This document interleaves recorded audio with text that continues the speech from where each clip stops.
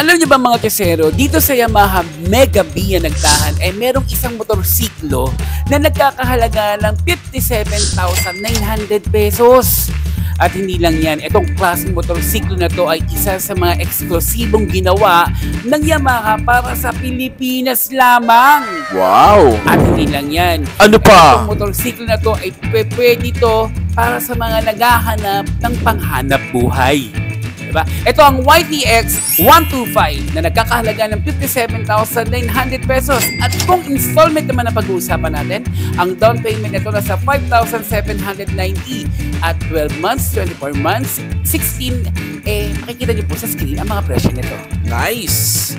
Pag-usapan nga natin itong YTX 125 kasi marami din sa mga kusero natin na naghahanap ng motorsiklo na pwede nilang ikabuhay. Siyempre, kung panghanap buhay, doon ka na sa tiwalang brand. Okay. At alam mo na pang matagalan. Ay, agree ako dyan. So, ano ba to? Ano ba tong YTX 125 na to? So, tara na. Alamin na natin.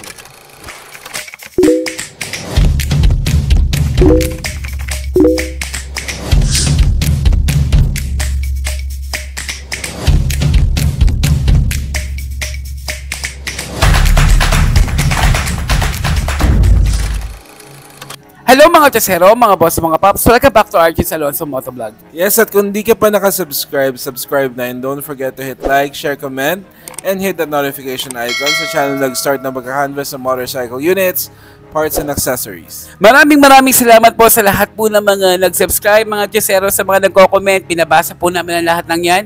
Sobrang appreciated po namin yan. And ngayon nga mo, may pag-uusapan tayo. Isa sa mga motorsiklo na panghanap buhay naman. Yes, ang balita ko, ginawa to specifically for Philippine market. Para lang po dito sa Pilipinas mga chasero, lalo na sa mga gusto maghanap buhay. Tama. Ito po ang YTX 125. Ito yung isang karburador na matipid sa gasolina. Yun nga ang balita ko, matibay, matipid.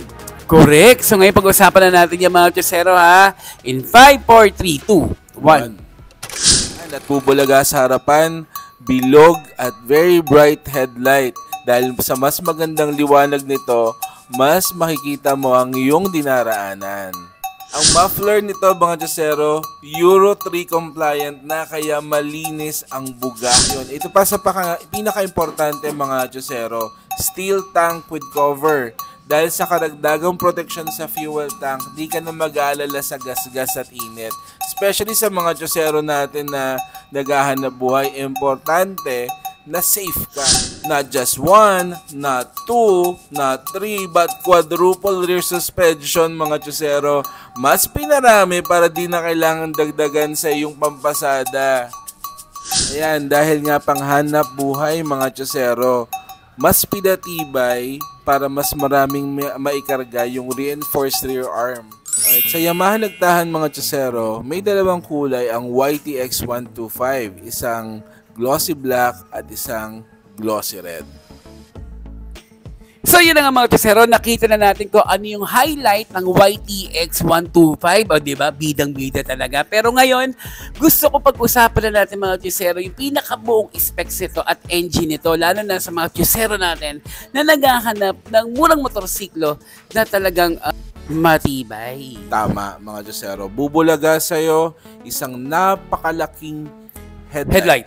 At tong headlight na ito mga chasero ay naka-bulb. Yes, halogen bulb. silver, at ito yung kanyang signal lights. Correct. At mga chasero, no, napakalaki ng diameter nitong headlight na to and sobrang visible ka nito, lalo na sa gabi. Kaya nga, no, yung napag-usapan natin kanina, hindi lang din to pang tricycle. Correct. So, yung design niya mga chasero, premium looking, hindi lang siya pang hanap buhay, pwedeng pang personal. Solo, tama. At dito sa baba ng ating headlight, no, makikita ninyo yung premium logo ng Yamaha. Tama, ang napakaganda. At ang kanyang suspension po sa harapan ay naka-telescopic fork. Okay. At ang kanyang fender mga chasero ay napakahaba hanggang likuran. Very solid looking mga chasero. Matte black finish all the way hanggang sa dulo. At ang brake system nito sa harapan mga chasero ay naka-mechanical leading trailing. Okay. Diba? At ang size ng gulong nito nasa 3.00 by 17 at tube type ito. Ang laki. malaki Oo mga nga eh. Chusero.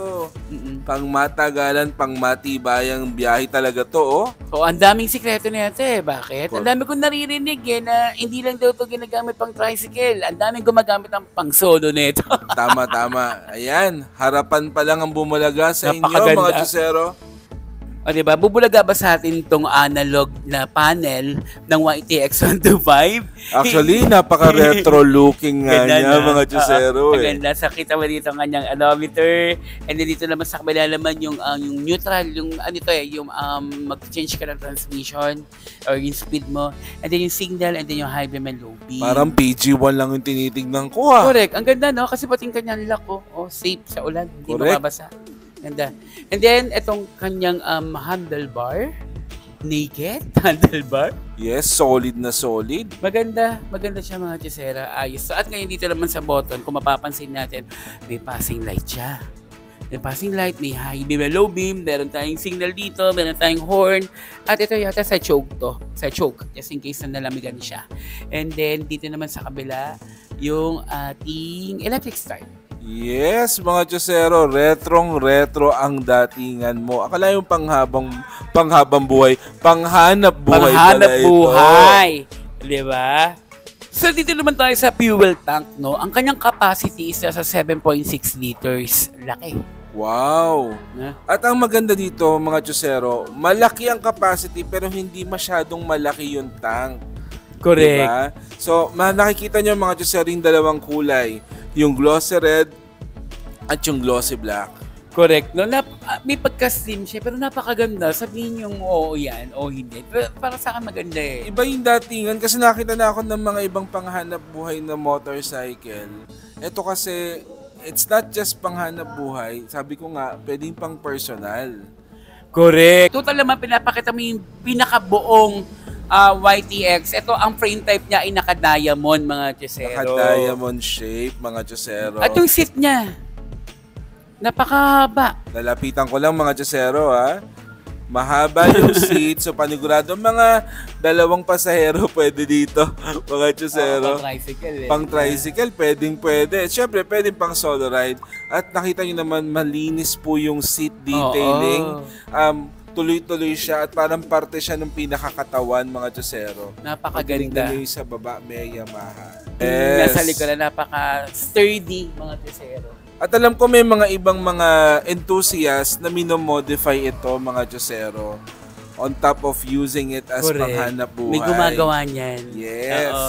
And ngayon din naman sa likuran, mga Chesero, ang ating taillight, syempre, ay naka-bulb din. Ganun din sa signal natin, naka-bulb siya. And medyo may reflectorized tayo sa dalawang gilid para visible din. At alam naman natin, mga Chusero, functional po siya to promote safety. Malaki, malapad, at takaw atensyon. Pero wala, ibaba nga natin ng onti yung camera para malaman natin kung ano ang kanyang rear tire. Okay, ang size po ng gulong nito sa likuran ay naka 3.00 by 17. Whoa! So, ibig sabihin, parehas lang sila ng front tire. Correct, mga Chusero. 3.00 by 17 at tube type po. Malaki. At ang kanyang brake system sa likod naman ay naka-drum brake. Yun. So, ayan yung chain niya, di ba? Uy. One thing lang din, no, napansin ko, no, meron ditong parang tapakan. Kasama na siya, mga Chusero. Ayan, no. Kasama na. Para sa mga sumasakay na pasahero, may tungtungan. Kasi di ba minsan nakasakay ka sa tricycle, nakalawit yung paa mo. Correct. Ito, meron ka Oo. ng tungtungan. Oh, pero alam mo, napansin ko lang din dito, no, din sa may tank, may nakasulat, Super Gas Saver Oh. 125. Ayos. Ay, pag-usapan nga natin yung makina. Sige. Halika. So, halika na mga Chesero, pag-usapan na natin ng engine ng YTX 125. Ito ay Air-cooled, 4-stroke, single overhead cam, 2 valves, single cylinder, 125cc displacement na may bore and stroke na 52.4 by 57.9 mm na may compression ratio na 10:1. Tuloy na natin, maximum horsepower 6 kilowatt at 7,000 RPM, maximum torque 10.2 Newton meter over 4,500 RPM. Starting system niya, electric starter and kickstarter. Lubrication niya, wet sump. And sabi nga, engine oil capacity 1.1 liter Tapos ang fuel supply system niya, carburetor pa, mga chusero. Okay. Ang clutch type niya is wet multiple disc at ang transmission type niya, constant mesh at 4-speed. Pero nga no, sabi nga nila, 'di ba, carburetor pero ito ay super gas saver. Yes. Ibig sabihin matipid po ito sa gasolina kahit carburetor po siya. Tama. Ayan. At syempre, alam naman natin na paggawa ng Yamaha, talagang iba ang makina nito. Subok na matibay naman talaga. Correct. So, mga chesero, no, sa lahat ng mga interesado na gustong bumili ng YTX panghanap buhay nila. Wait lang. Oh, May dimension pa. ay may dimension pa pala. Sorry naman. O, sige, dimension na natin yan. Ano Ayan. bang size niyan? Yan, so sabi nga natin, ang frame type niya, diamond, mga chusero. Ang overlength and width and height niya is 2,040mm by 700mm by 1,070mm. Ang seat height niya, 800mm na may wheelbase na 1,265mm na mayroong minimum ground clearance na 170mm na may fuel tank capacity 100 na merong wet weight with oil and fuel tank at 114 kg na may fuel tank capacity na 7.6 liter. Ayun naman talaga mga chesero. So okay na lahat, no? Kompleto na tayo. May dimension na, may engine na, may mga highlights pa. So sa lahat po ng mga gustong bumili ng kanilang panghanap buhay mga chesero, available lang po yan dito sa Yamaha Mega Via Nagtahan, ang YTX 125, and look for Sir Gap, Ma'am Judy. Ang number po nila nasa screen lang po. From Monday to Saturday. Yes, aesthetic na aesthetic at the same time panghanap buhay. Opo, tsaka wag po kayo problema sa mga kung ano-ano mga spare parts na yan dahil 3S shop po ang Yamaha Mega Via Nagtahan. Tama. Thank you so much. Please don't forget to subscribe and Yes. comment. Yes. Thank you. Pero yan nga no, maidagdag lang namin to sa aming vlog no. Dito sa Yamaha Mega Via Nagtahan, umuulan talaga ng mga motorsiklo. Kaya dun sa mga chusero natin na nahihirapan na maghanap ng mga units na wala sa mga motorcycle dealers sa Yamaha, meron po dito sa Mega Via. Oo, tingnan mo, ang daming Aerox oh. Diba? Tama, dami. Tapos may NMAX. Meron tayong Mio na 125S na candy blue ang kulay. Hindi lang yung mga unit pati yung mga kulay na Yes. hinahanap nila. Correct, ang dami. O, yung Pacho. Dami, Diba? no? Ang dami. Tapos hindi sa gilid, ano ba yan? New Jersey na coffee. Yes. Diba? So, ang dami mga chesero din.